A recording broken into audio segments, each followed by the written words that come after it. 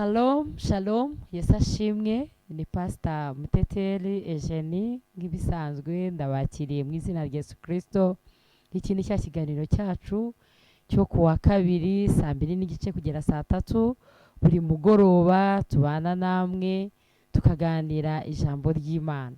Ndagira ngo rero mbashimire uburyo munyandikira, uburyo mu ibitekerezo. Imana ibahe umugisha cyane. Nk'ibisanzwe rero dukorera Kigali Panensi 12, aho niho dukorera umurimo w'Imana, duterana buri cyumweru. Nkorera muri ministeri yitwa PhD Ministry, aho niho dukorera umurimo w'Imana. Nguhaye ikaze muri iki kiganiro, kandi Imana nigushoboza uzajya uza kudusura kuko tuhagirira ibihe byiza cyane. Ndashaka kuguha nomero zanjye ni 0782560756, kandi birashoboka ko wanyandikira, birashoboka ko wampa igitekerezo, birashoboka ko wamara icyifuzo tukagisengera. Ibyo byose niteguye kubyakira. Tugira ibiro bya ministeri bikorera i Kanombe ahantu bita mu Busanza. Buri wa gatanu tugira umunsi wose wo kwakira ibyifuzo by'abantu, kubasengera, kuvugana nabo, kubujyanama, ibintu bitandukanye. Rero nagira ngo nguhe ikaze. Ubushize rero twaganiriye ku ijambo ry'Imana rivuga igicaniro cy'Imana. Imana ashaka ko tuyubakira igicaniro. Ese igicaniro cy'Imana cyubakwa gute? Twabonye uburyo inzego hafi 5 z'uburyo umuntu yubakira igicaniro. Imana ihamagara umutambyi akubaka igicaniro kikazana ibitambo bikazana n'amagambo. Hanyuma ibyo byose iyo bimaze kuzuzanya bibyara igicaniro cy'Imana. Izo ngingo 5 twarazize: kubakira Imana igicaniro n'uburyo twacyubaka. Igicaniro cy'Imana twacyubaka mu miryango yacu, twacyubaka mu buzima bwacu, twacyubaka aho dukorera, twacyubaka mu gihugu tubamo, twacyubaka mu bana bacu, twacyubaka muri sekta zose z'ubuzima. Rero nshuti yanjye, wowe unyumva, ndibaza ko izi nyigisho zakugiriye akamaro gakomeye. Reka rero uyu munsi tugiye kuganira abantu bubakiye Imana igicaniro kandi bibagirira inyungu ikomeye mu buzima bwabo. Abo bantu rero harimo Eliya, umukozi w'Imana, dusanga mu Bami ba mbere ibice 18. Ndagira ngo dusome Bibiliya yacu, Abami ba mbere ibice 18 uhereye ku murongo wa 30. Hari ijambo ry'Imana ryadufasha kugira ngo twumve igicaniro icyo ari cyo, n'abubatse igicaniro nuko byagenze, n'ingaruka zabayemo, inyungu zo kubaka igicaniro cy'Imana. Abami ba mbere ibice 18 uhereye ku murongo wa 30. Bibiliya iravuga ngo kadusome mu izina rya Yesu Kristo w'i Nazareti.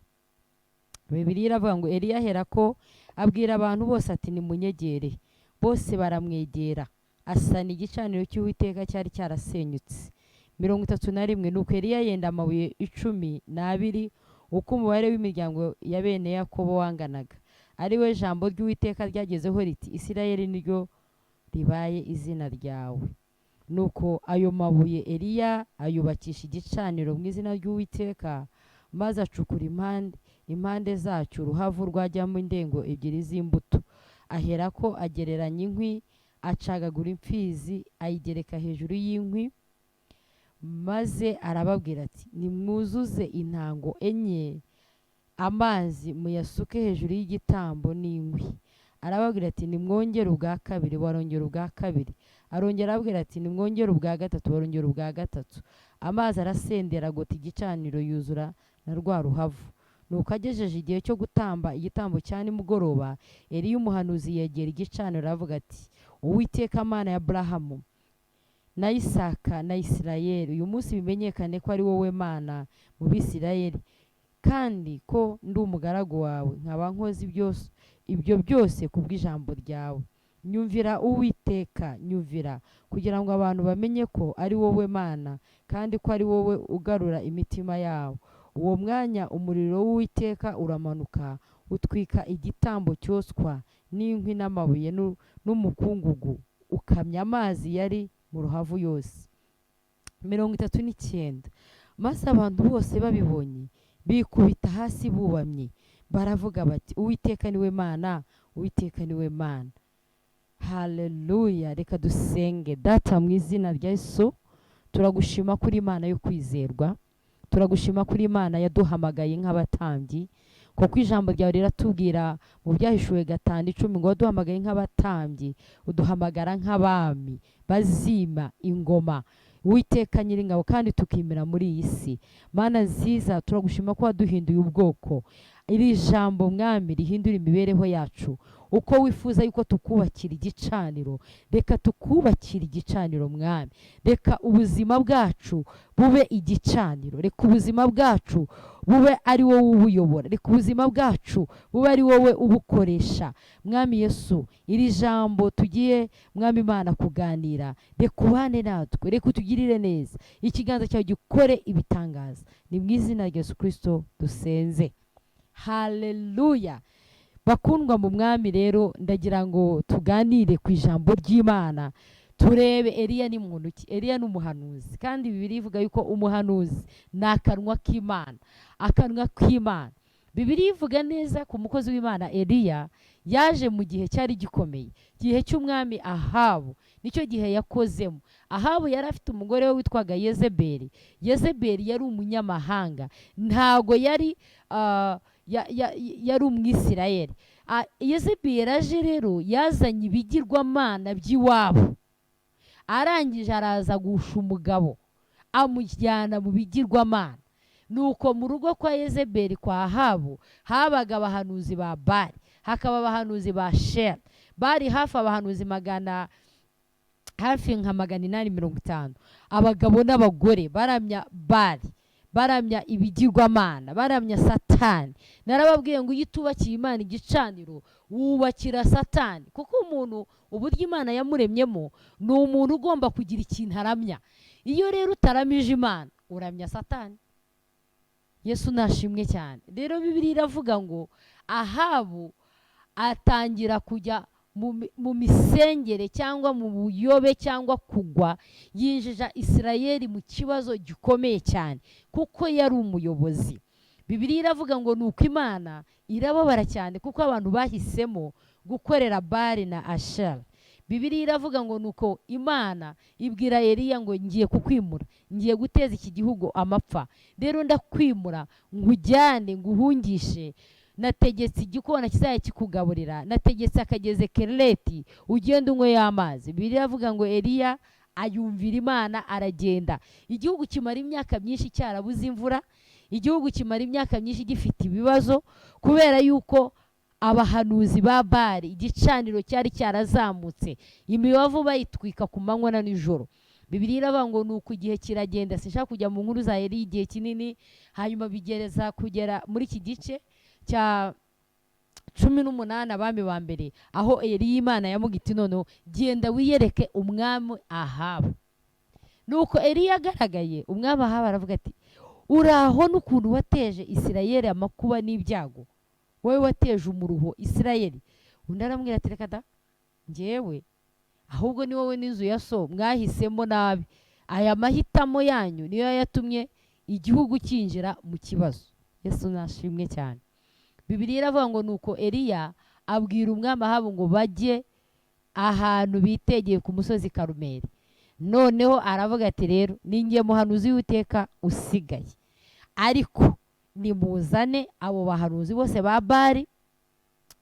Nuko atangira kubaha amategeko, aravuga ati, rero turazane imfizi tuyice, tuzane twubake amabuye, twubake igicaniro, amabuye igicaniro, niturangiza dushyireho igitambo, niturangiza dusukeho amazi, ntago turi bucana umuriro. Hanyuma aho umwanya abahanuzi ba Bali bahamagara Bali kuva mu gitondo kugera saa sita zirarenga hafi saa munani, kuko abayuda cyangwa abisirayeli bagiraga umuhango wo gusenga saa cyenda, ngo bigeze mu masaha yo gutamba igitambo cyane mugoroba. Haleluya. Eliya ngo akajya avuga ati rero nimugerageze, nimusakuze, wenda Imana yanyu yagiye, wenda irasinziriye, nimugerageze. Ngo barakotsora, ngo barikeba, amaraso arava. Imana yanga kubatabara, yanga kuzana umuriro kugeza igihe igitambo, isaha yo gusenga kwa Eliya yageze. Bibiliya iravuga ngo Eliya ngo abwira abantu ati nimunyegere. Abahanuzi ba Bali, Bali yanze gusubiza umuriro, birarangiye. Aravuga ati okay, igihe cyanyu rero, manda yanyu irarangiye, reka rero nanjye ngere kuri manda yanjye. Haleluya. Rero nshuti yanjye, hari ibintu nka 7 shaka kuganira namwe Eliya yakoze byatumye Imana igaragara. Ikintu cya mbere Eliya yakoze, yabwiye abantu ati nimunyegere, nimuze munyegere. Abantu bose baramwegera, baraza begera Eliya. Bibiliya iravuga ngo nuko Eliya amaze kwegeranya abantu asana igicaniro. Haleluya. Yesu nashimwe cyane. Reka nkubwire ingingo ya mbere, Eliya yegereye abantu.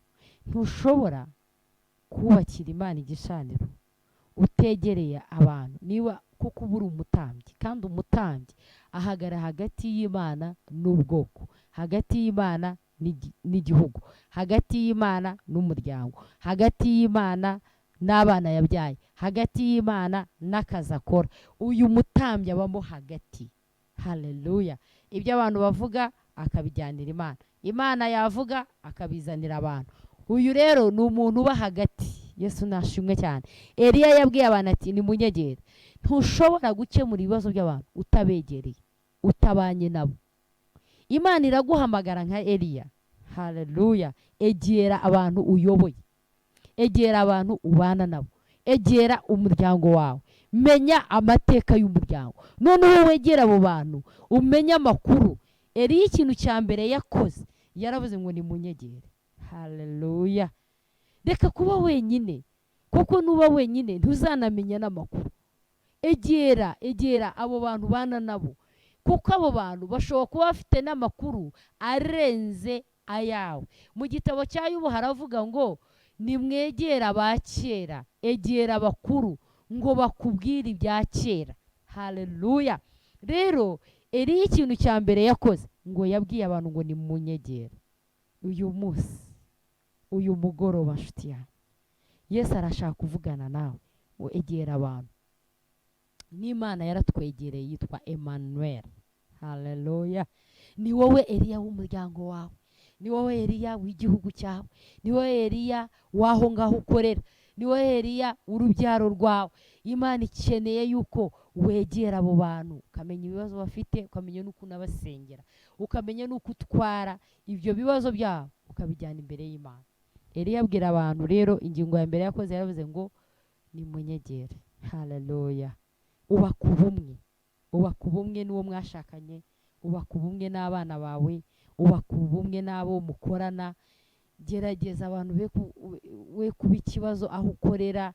Imana yashaka ko wubaka ubumwe n'abo bantu, kuko ubumwe ni imvugo iremereye cyane mu isi yo mu mwuka, kandi iyo mvugo Imana irayumva. Tubona abadayimoni, ubumwe bufite imbaraga cyane. Muri Mariko 5 tubona abadayimoni bishyize hamwe, babwira Yesu bati rwose uje kutwica se kugiye cyacu kitari cyagera. Ariko kubera ukuntu bari mu bumwe, babwira Yesu ngo none tubabarire, we kutwica, ariko twigire muri ziriya ngurube. Yesu aravuga ati ngo nimugende muzigemo. Kubera iki? Basengeye mu bumwe. Ubumwe rero bufite imbaraga cyane, zijya zimanura Imana igakora.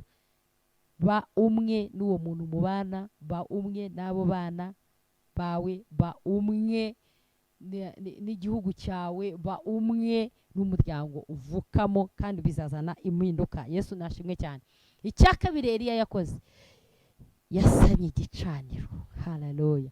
Ni ukuvuga ngo ubusabane bw'abantu n'Imana bwari bwararangiye. Eliya aba umuntu umwe muri abo wasanye igicaniro. Imana iravuga itoya, muri uriya muryango uyu muntu umuhaye agakiza. Uyu rero ubwo muhaye agakiza, urugero giye Pastor Muteteri, Imana ikavuga iti Muteteri muhaye agakiza mu muryango w'iwabo. Ubwo rero muhaye agakiza, niteguye kandi muri we harimo imbaraga zizasana igicaniro. Muri we azazana ubusabane mu muryango we, tuzongera duhure. Ubushize ndarabaganirije mbabwira ku babyeyi Adamu na Eva, kubera yuko batari bagifite amahirwe yo kuba muri Edeni, bagiriye inama abana babo, barababwira bati rero twebwe twamaze gusohoka, kandi Edeni bisobanura presence y'Imana, ahantu Imana itura, ahantu Imana iba.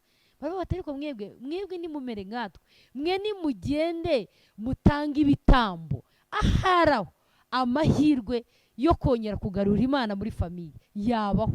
Haleluya.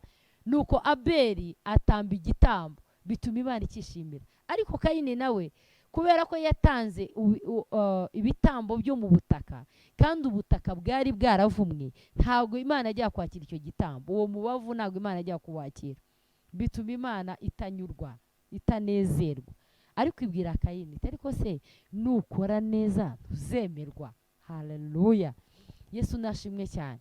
Mu muryango, muri society, mu gihugu, muri sekta zose, iriya misozi 7 nababwiye, Imana itegura abantu bazongera gusana igicaniro, abantu bazongera kuzana Imana mu muryango, abantu bazongera kuzana Imana ku musozi w'uburezi, abantu bazongera kuzana Imana ku musozi w'umuryango, abantu bazongera kuzana Imana ku musozi w'idini, abantu bazongera gusana igicaniro cya politiki, abantu bazongera gusana igicaniro cy'umusozi w'ubukungu. Imana itegura ba Eliya bazongera gusana igicaniro. Ibi rero nshuti yanjye, ako gakiza Imana yaguhaye ni agakiza.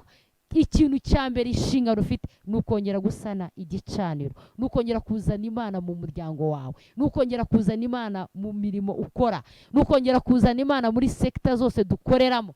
Eliya ikintu cya kabiri yakoze, yasanye igicaniro. Imana irifuza yuko usana igicaniro. Haleluya. Bibiliya iravuga ngo icya gatatu Eliya yakoze, yashyizeho urufatiro rushya rw'imiryango ya Isirayeli, ngo amabuye 12. Bisobanura urubyaro rwa Isirayeli.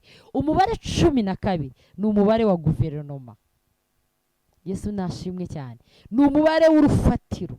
Nayo mpamvu Yesu Kristo atoranya intumwa, yatoranyije 12 zihagarariye imiryango 12 ya Isirayeli, zihagarariye foundation, zihagarariye guverinoma. Yesu nashimwe cyane. Imana rero mu kuguhamagara, nshuti yanjye wowe unyumva, ndavugana n'umuntu unyumva wakiriye Yesu nk'umwami n'umukiza, ufite akazi, ufite inshingano. Bibiliya iravuga ngo Adamu, Imana yaramubwiye ngo iyi Edeni nguhaye uzayikoramo ibintu 2, uzayirinda kandi uzayihingamo. Haleluya. Ugomba gukora.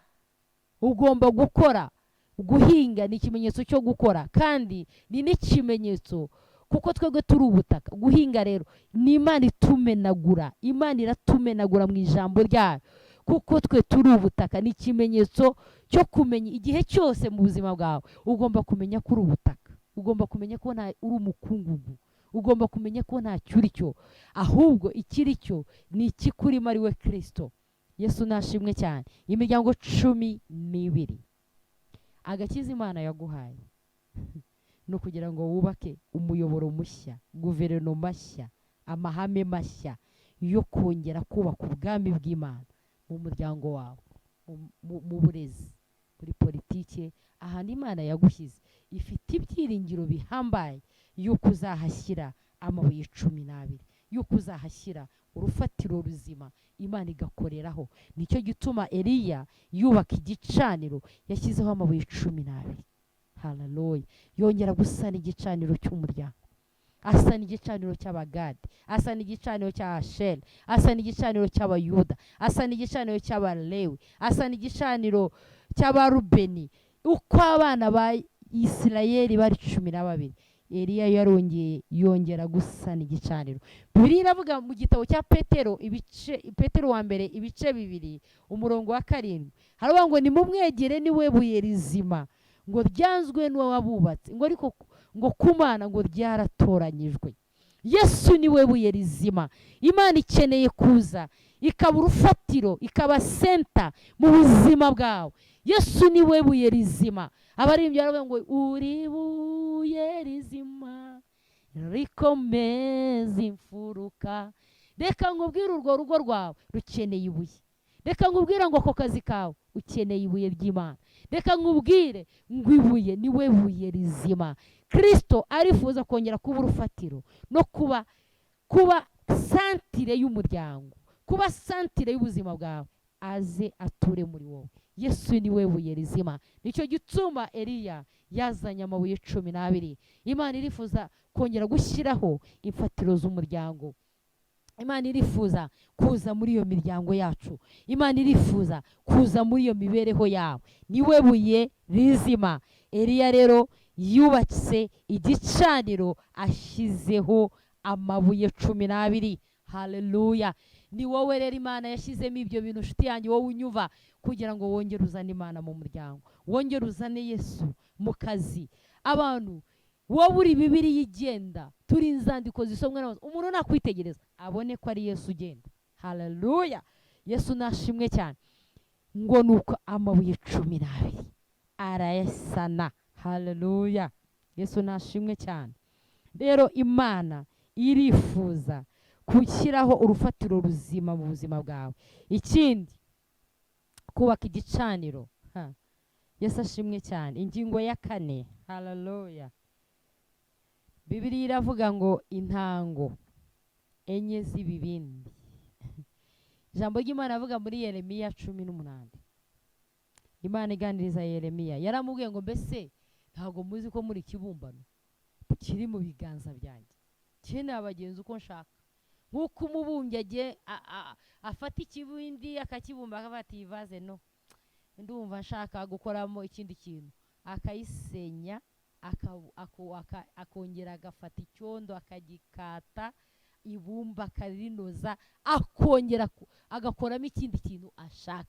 Uko niko turi mu biganza by'Imana. Haleluya. Ngo basutse inshuro 4 ibibindi, ikibindi barangiye basukamo inshuro 4 ku gicaniro, basuka inshuro 4 z'amazi. Yesu nashimwe cyane. Umubare 4 bisobanura kubohoka, deliverance. Haleluya. Deliverance. Umubare 4 bisobanura kubohoka. Niyo mpamvu Yesu yakijije umugabo wari uhetswe n'abagabo 4. Baraza basanga ngo inzu yose yuzuye abantu, ngo nuko bigira inama yo gusambura igisenge ngo bamenye aho Yesu ari, baramurekura. Haleluya. Umubare 4, Imana irifuza kubohora ubuzima bwawe, kubohora. Iyo twubakiye Imana igicaniro, Imana ibohora ubuzima bwacu, Imana ibohora imiryango yacu, Imana ibohora igihugu cyacu, Imana ibohora ibyacu byose byari byaraboshywe imyaka myinshi, kubera yuko tuba twujuje icyo kintu. Yesu ashimwe cyane. Kandi bisobanura kubohoka. Ikibindi ni wowe, kuko wowe uri kiremano cy'Imana, igihangano cy'Imana. Bibiliya ngo basukamo amazi. Haleluya. Amazi y'ubugingo. Yesu aravuga ngo unyizera wese, ngo amazi y'ubugingo azatemba ava muri we, amasoko azadudubiza. Iryo ni rya jambo ngo yavugaga yerekeza ku mwuka wera. Umwuka wera uri muri twe. Iyo twubakiye Imana igicaniro, umwuka wera agenda muri twe, akora imirimo, aratemba. Haleluya. Imana iguhe imbaraga zo kongera umwuka wera agende mu buzima bwawe, uzana ubuzima. Bimwe mu bintu bigize amazi, muri shimi, mu bahanga bo kwigisha shimi, harimo hash, harimo na oxygen cyangwa umwuka. Iyo ubiteranyije bibyara amazi. Reka mvuga amazi. Haleluya. kuko harimo umwuka, kandi umwuka harimo ubugingo. Haleluya. Mu mazi harimo ubugingo. Yesu rero ijambo ry'Imana rikuzure nirirangiza risohoke nk'amazi, ritanga ubuzima, ritanga ubuzima muri sekta zose. Iyo twubakiye Imana igicaniro duhinduka imigezi mizima. Ezekiyeli 48, Ezekiyeli 48 niho havuga ngo nuko anjyana mwiyerekwa ampa amazi, ngo anyereka urusengero havamo amazi, ngo Imana iramubwira ngo nayakandagiremo. Ezekiyeli ayakandagiramo, ngo ayambera mugera mu bugombambari, arakomeza agera mu mavi, arakomeza agera mu rukenyerero, ngo arakomeza noneho haramurengera, ngo ayo mazi aratemba. Haleluya. Iyo twubakiye Imana igicaniro duhinduka nk'imigezi itanga ubuzima. Haleluya. Ibyo nibyo Eliya yavugaga ati nimusukeho amazi, nimusuke muri ibyo bibindi, iyo ntango y'ikibindi musukeho inshuro enye, ayo mazi muyasuke ku gitambo. Muri twe harimo imigezi y'ubugingo. Iyo twubakiye Imana igicaniro, ijambo ry'Imana ryuzura muri twe, tukaritanga, ibyari bipfuye bikazuka. Muri icyo gitabo cya Ezekiyeli avuga ngo nuko ayo mazi agera mu nyanja y'umunyu, ngo nayo iratemba. Haleluya. Reka nkubwire, igihe kirageze kugira ngo ibiri mu buzima bwawe bisohoke, bikize benshi. Iki ni ryo hame Eliya yakoze. Yaravuze ngo nimufate izo ntango uko musukaho amazi kuri ibyo bitambo, kuri iyo mfizi. Haleluya. Yesu nashimwe cyane. Ubaka ubusabane bwawe n'Imana, ijambo rya Kristo rigwire muri wowe, hanyuma risohoke ritanga ubuzima. Ikindi Eliya yakoze, yasenganye umwete. Yakobo 5, ngo gusenga k'umukiranutsi kugira umumaro mwinshi iyo asenganye umwete. Haleluya. Eliya aravuga ati Imana ya Isirayeli, ndabizi ko ari igihe muhanuzi usigaye, ariko ndasenze kugira ngo kubw'aba bantu bara bamenye ko ari wowe wampamagaye. Iyubahishe, nyumvira. Haleluya. Amasengesho y'umwete ahindura ibintu. Amasengesho y'umwete ahindura ibyanze guhinduka. Amasengesho y'umwete asenya ibicaniro by'abapfumu, asenya ibicaniro by'abarozi, asenya itegeko ryashyizweho. Amasengesho y'umwete, hari abantu basenganye umwete kandi ibintu birahinduka. Niba dushaka kubakira Imana igicaniro, tugomba gushyiraho umwete, tugomba gushyiraho umwete mu masengesho. Elisa, umukozi w'Imana Ana, yari afite ikibazo cy'ubugumba, ariko asengana umwete abona Samweli. Yesu nashimwe cyane. Asengana umwete abona Samweli. Yesu nashimwe cyane. Amasengesho y'umwete avuguruza ibintu byose. Moridekayi na Esiteri basenganye umwete, bakuraho itegeko rya Hamani ryo gupfa. Yesu nashimwe cyane. Tugomba rero gushyiramo umwete, kuko nabubaka ibicaniro bya Bali nabo bashyiramo umwete.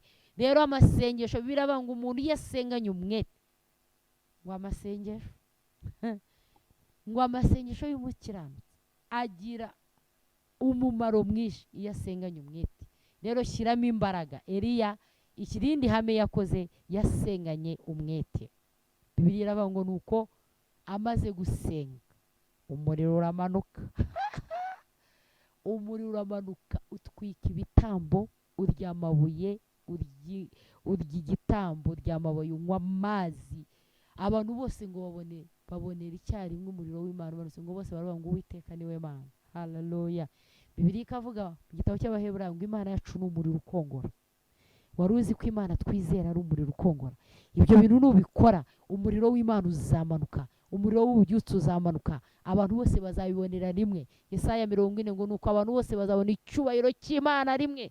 Haleluya. Shuti yanjye, Imana ni wowe yahamagaye muri uwo muryango, Imana ni wowe yahamagaye muri urwo rugo, kugira ngo uzane impinduka, icyubahiro cy'Imana kimanuke, Imana imanure umuriro wayo, Imana imanure ububyutse bwayo. Iyo twubakiye Imana igicaniro, umuriro uramanuka, kandi abantu bose, cyo nkundira Imana imanutse ntiyirarira, abantu bose bayibonera icyarimwe, ngo nuko bose bikubita imbere y'Imana, bikubitaho, ngo baravuga ngo Uwiteka niwe Mana, Uwiteka niwe Mana, Uwiteka niwe Mana, Uwiteka niwe Mana. Isirayeli yongera kubona Imana isubirisha umuriro, yongera kubona ubwiza bw'Imana.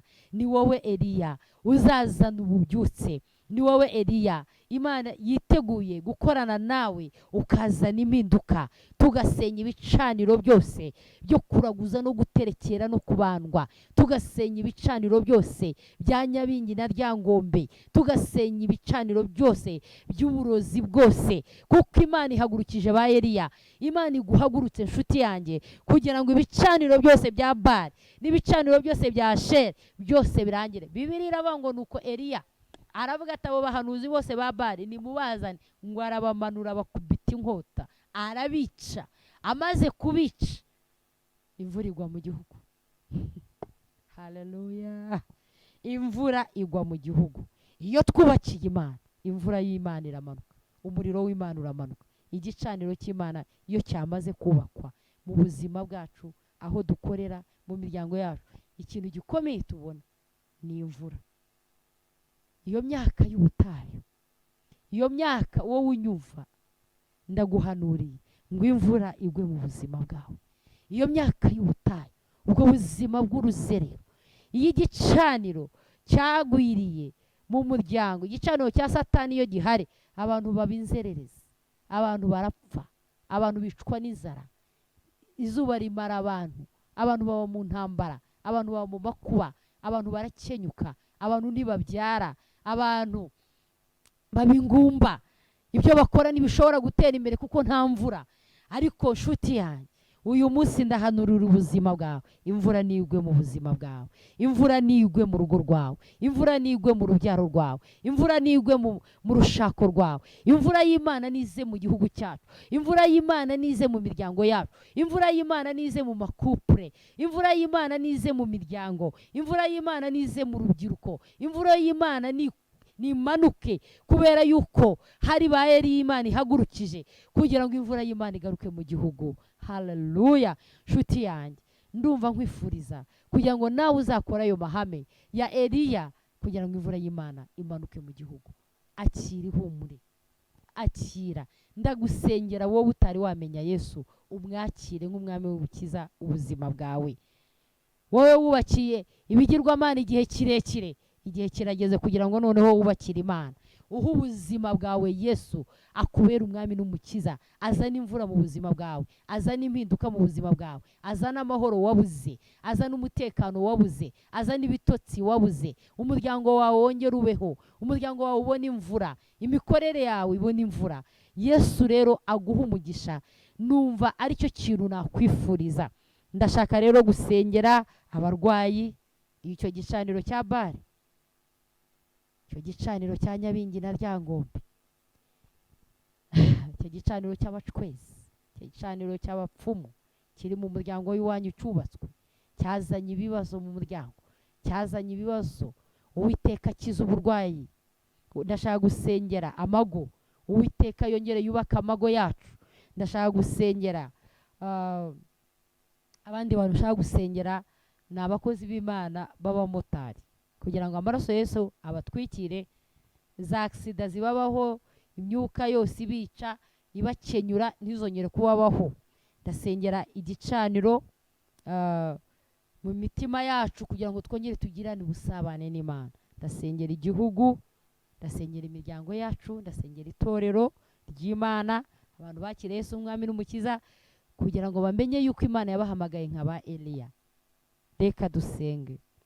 Data, mu izina rya Yesu, ndasengera mu izina rya Yesu Kristo w'i Nazareti, abantu batari bamenya Yesu, kugira ngo bakire Yesu umwami n'umukiza w'ubuzima bwabo, kugira ngo bashobore kukubakira igicaniro, babone mwami Imana Uwiteka Nyiringabo n'ibitangaza ubakoreye, bongere bubaka urufatiro mwami.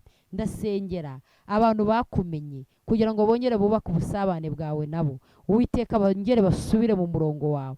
Ndasengera mu izina rya Yesu Kristo abarwayi, buri muntu wese urwaye, abagore barwaye kugira ngo bakize, abagabo barwaye kugira ngo bakize, abakobwa barwaye kugira ngo bakize, abahungu barwaye kugira ngo bakize.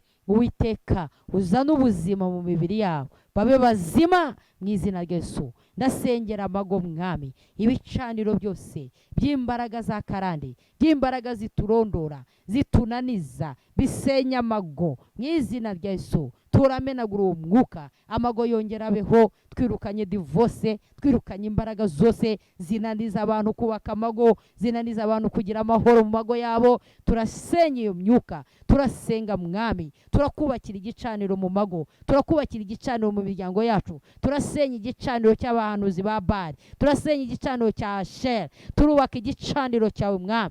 Ndasenga mwami, ndasengera abamotari, amaraso yawe abatwikire, warinde gukenyuka, warinde ibyago n'amakuba, ubagirire neza, ubaho uburinzi bwawe. Ndasengera igihugu cyacu cy'u Rwanda, reka mwami Uwiteka Nyiringabo, imvura yawe imanukira igihugu cyacu, imvura yawe imanukira igihugu cyacu, umuriro wawe umanuke mwami, ibitangaza byawe bikoreke. Rakatara ya basanda, ndasengera iyo miryango yacu mwami, ugira ngo uyigirire neza. Imvura yawe nimanuke mu miryango, umuriro w'Imana numanuke mu itorero, imbaraga z'umwuka wera zihindura amateka y'ubuzima bwawe. Uwiteka ugirire neza buri muntu wese unyumva. Abantu babuze akazi, ndabasengera ngo bahe akazi. Abantu babuze urubyaro, ndabasengera ubahe urubyaro. Abantu babuze amahoro, ubaha amahoro mu izina rya Yesu. Ibicaniro byose byabarwanyaga ndabishenye mu izina rya Yesu.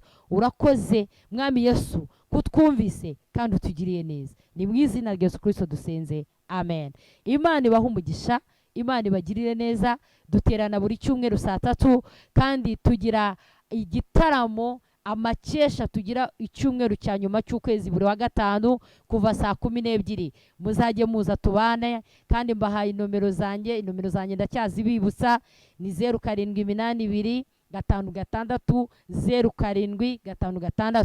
Wampamagara, wanyenera, wangira inama, ikaze kuko nawe ndagukeneye, uri amaboko Imana impaye. Rero Imana iguha umugisha. Wampamagara buri wa gatanu, nakira abantu bose, amarembo arakinguye kandi ndi hano kubera wowe. Yesu aguha umugisha. Nakagaruka. Shalom shalom.